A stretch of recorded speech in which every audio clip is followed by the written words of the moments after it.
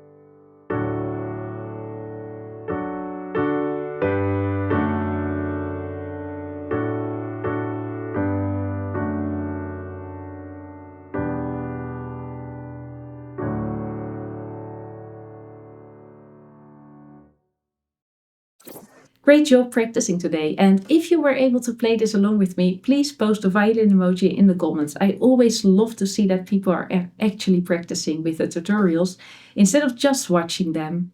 For your next piece, I recommend to try practicing Across the Stars. There's a beginner version and an intermediate version on my channel, and Across the Stars is one of those other great movie tunes that I think sound great on the violin. Also, don't forget to leave me a like and subscribe to this channel to keep updated whenever I post a new tutorial.